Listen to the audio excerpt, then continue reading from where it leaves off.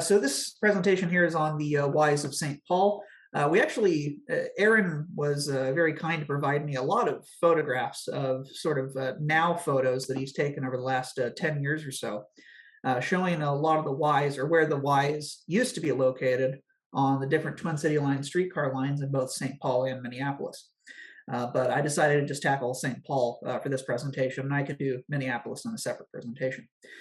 But one of the first things, because we're putting this on YouTube, I figured it'd be good to talk about what a Y is, because probably most of us in this Zoom call right now are aware, but maybe some folks that are watching this video on YouTube are not aware of what a Y is. So a Y is basically a good way to remember what a Y is if you look at it from above, it's going to be shaped like a letter Y, except with an additional leg on one of the sides. Basically, this Y right here is actually on the Matamidi line, or was at the end of the Matamidi line for Twin City lines. And this shows a streetcar actually backing down one section of this Y between two different legs. The legs of the Y would, of course, be the different sections of track on each end here. So this is actually the main line right here going into the Y. And then if you go to the right side of the photo, that would be the tracks that would go all the way back to St. Paul. So the streetcar would be coming forward into the Y right here, and I hope everyone can see my cursor, go up to the leg that is sort of cut off here on the left side of the photo at the bottom. And this photo depicts the streetcar actually backing down to another leg of the Y, which is kind of obscured by these shrubs here, but you can kind of see the tracks there. And then if you look behind the streetcar, there's another section of track that would then, if the streetcar were to go forward on that, would take it back to the main line and put it in the correct direction, completely turned around in order to go back to St. Paul. Now, of course, otherwise, depending on where they were, would either lead the streetcars back to Minneapolis or would lead them to a different section of the system altogether. But this one here, you can tell that it's backing down because the motorman or motorette is not at the controls. And so that would mean that the person's at the rear controls here going through the Y and backing up. A lot of streetcar systems used a turn loop, but because of space restrictions, a lot of the Twin City lines, streetcar lines, there were a few turning loops at certain ends, but most of them were actually Ys, such as this. Sometimes they were in the middle of the street. Most of them were actually in the middle of the street rather than just on the private right-of-way that we see here, but this photo is ideal because it shows the tracks much clearer than we would be able to see them if they were in the middle of the road. Brian? Yes. What is that box between the rails on the left-hand side bottom? This box right here? No. Yes. Yeah. Yep. That I'm figuring that might be part of the spring switch in this location. That might be the spring housing.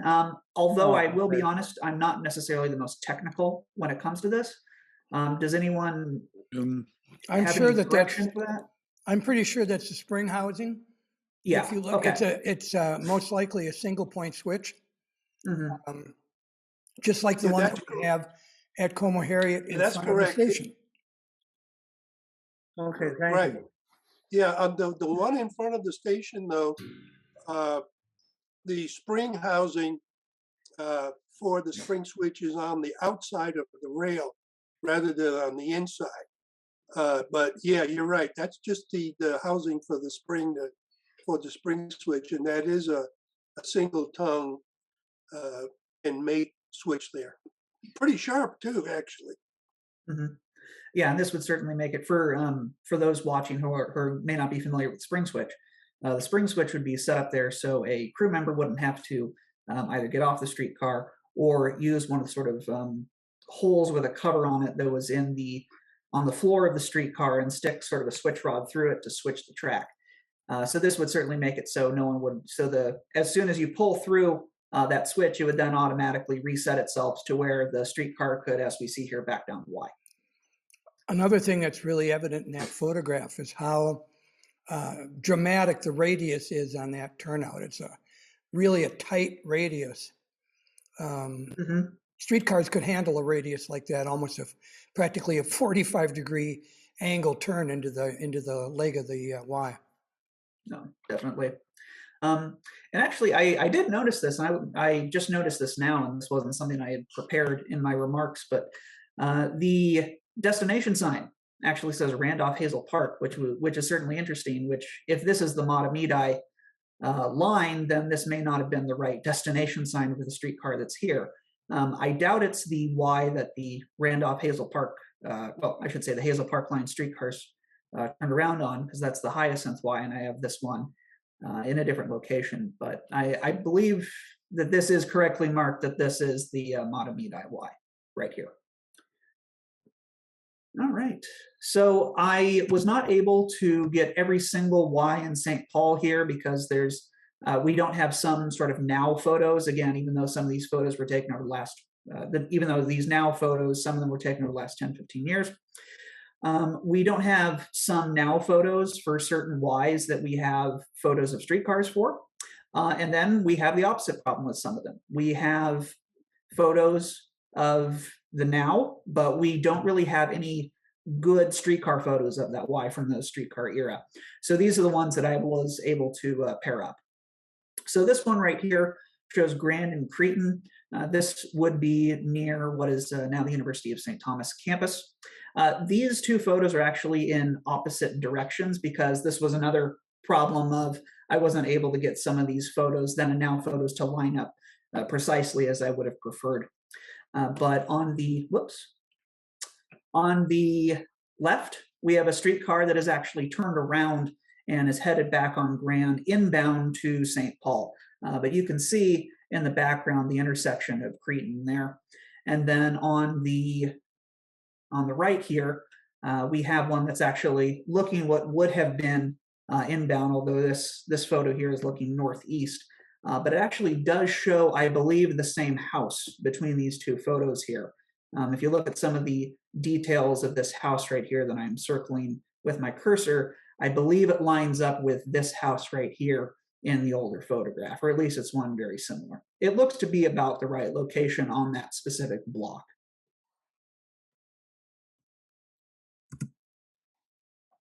Snelling and Highland, this is where the Y actually was using a median on Highland in order to take the Y off of Snelling Avenue.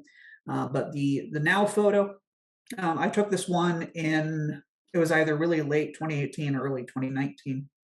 And then, of course, the streetcar photo is showing one of the lightweight streetcars on that Y at Snelling and Highland, and this would have been the Snelling Avenue line.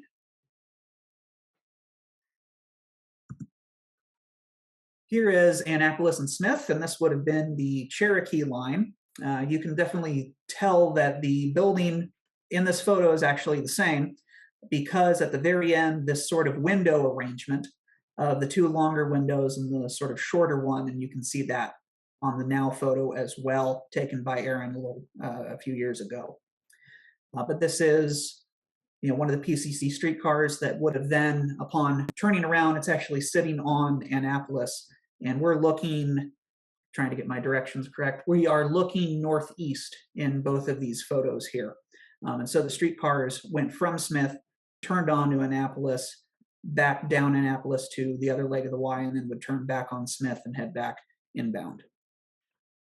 I have another photo of Annapolis and Smith right here. This is looking generally south-southeast, or east-southeast, excuse me. And this actually depicts, you can see the streetcar in the very back, a streetcar that for some reason either had a brake failure or someone, when backing up, hit the control pedal a bit too hard, and the streetcar went a block to a block and a half down the street. You can see the end of the tracks, mainly because the rails look to stop here, as well as the overhead wire stops as well.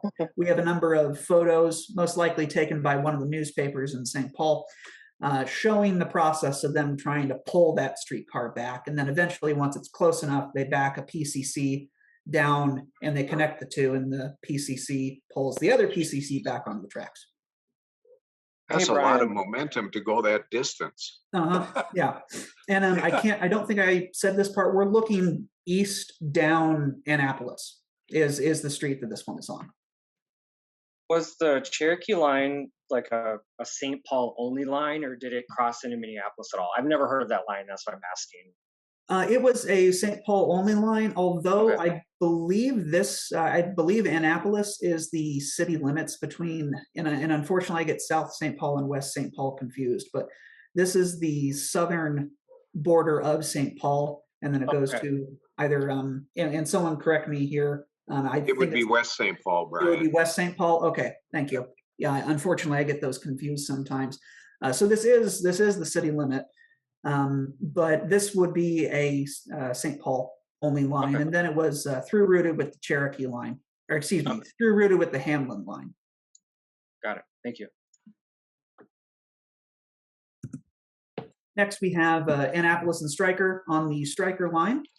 This is one of the lines that, in terms of the final abandonment, was one of the first to go in 1948. It was through routed with Rondo, which now has basically almost disappeared because that's where I-94 is now located.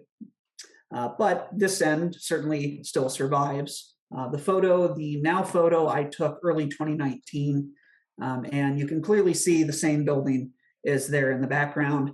And this is certainly an interesting detail. You can definitely see a newspaper has gone on to the fender of that streetcar there. So just thought that's an interesting detail right there. Concord and Linden, this is the South St. Paul line. This is the limit between South St. Paul and Inver Grove. I took the now photo in early 2019, and I did this intentionally because I was thinking of the specific then photo that we have and trying to capture the Inver Grove city limit sign in the now photo as well. There's also another photo that we have here, and the now photo here was taken by Aaron Isaacs about 10 years ago, and it shows the now completely treed over section where the streetcar would actually then back on the Y off of Concord and onto what would have been just a small private section there. You can see the streetcar there, and as well as the, I believe that would be the ash bin and the coal bin right there. But to show that this is the same location, although the siding on this shed is different, you can definitely tell from the details that that should be the same shed right there. So if you look at the now photo, the streetcar would have backed right over where this red truck is located.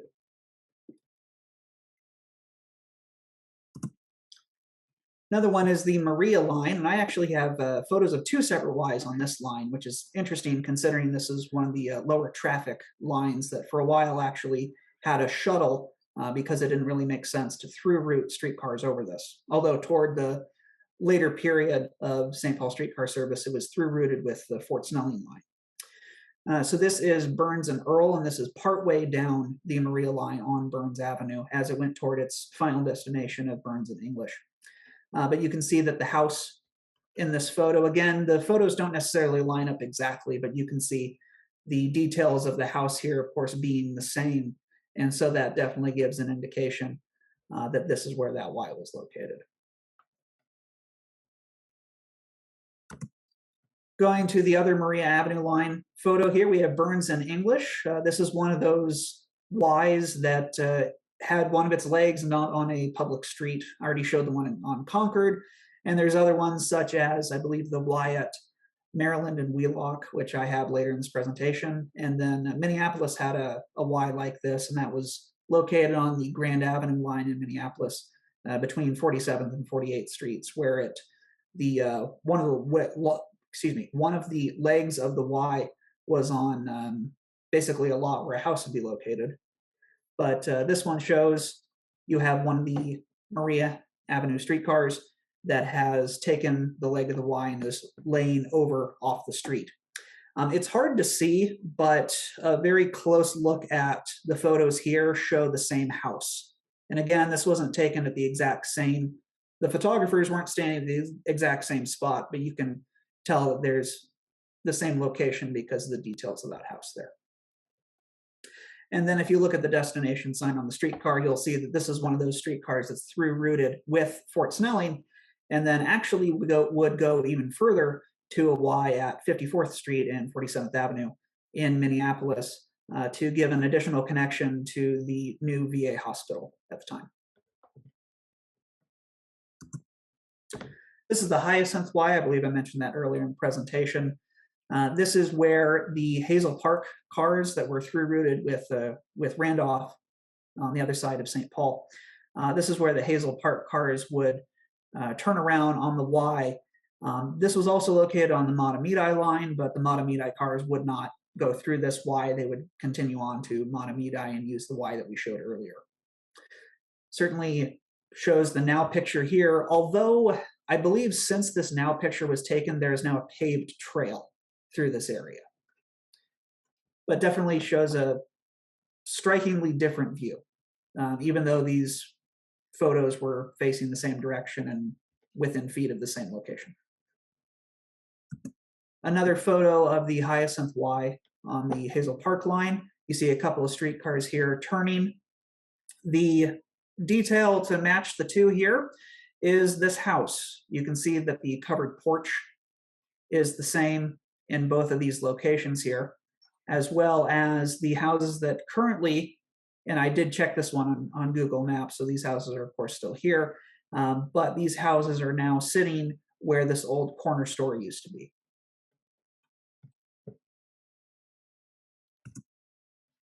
This is a really nice photo, certainly showing one of the streetcars at night, or at least what appears to be at dusk, really close to the fall of darkness here. But here is Maryland and Duluth. This is on the Payne line.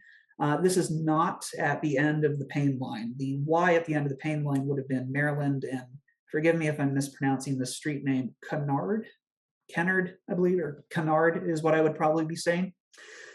Correct me if I'm wrong when it comes to that. But this is Maryland and Duluth. Now it's kind of hard, other than to, the way that I determined the direction that this was facing was I had to look at a track schematic to see which side of the intersection this Y would have been on. And I determined this was the north side of the street that the Y would have been on. And so we're looking southeast. Now we can't necessarily tell what's behind that streetcar, but a gas station is there right now. And we can tell this now photo was taken a little while ago because there's a striking difference in the gas price right now, unfortunately. Payne in Nebraska on the Mississippi line. The houses in these photos line up. So the house off to the rear of this PCC lines up with the house that was in this now photo taken by Aaron. There are a lot of good PCC shots of this one, especially a good number of color shots, but this is one of the more striking color shots in this location.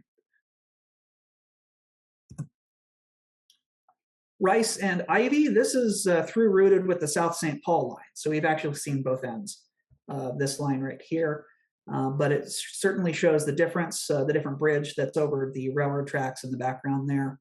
But again, it seems that there is a very that the same building is in that location. And I find it interesting that the building shown here, this brick building, you can tell it's the same because of that pole, the presence of that pole right there, although it appears the building in this location now has been stuccoed. Then just another photo of Rice and Ivy. This one of a streetcar sitting on Ivy. We're looking west-northwest-ish for this photo right here. Again, they don't line up specifically, but you can see the rear of the building in the streetcar photograph and the building in the now photograph. Maryland and Wheelock, this was on the Dale line. Again, doesn't line up specifically, but you can see the angled streets in this area, giving an indication of this location here. You can see the suspended light as well from one of the state wires. And then this is also another photo of Maryland and Wheelock showing that this was also a Y that went on to a very, I guess you could say, tiny section of private right-of-way and not necessarily onto a street, or at least it doesn't look like it's on a public street. And then the photos just looking down, not necessarily in the same direction, but looking down Maryland. And this is the last one here. It shows Hamlin and Hoyt. Not necessarily, well, it actually does have some that could line up. Excuse me, there's actually the brick building in the background here does tend to line up. We can see that there's still some sort of gas station auto body shop in that location. And something that I always like to point out in these street photos, it appears that you have one of those old yellow with black lettering stop signs, which certainly is quite different than what we have today. So that is it for this presentation. Thank you all. Thank you, Brian. Thanks, Brian. Really Yeah. good. Very nice. Good pitch.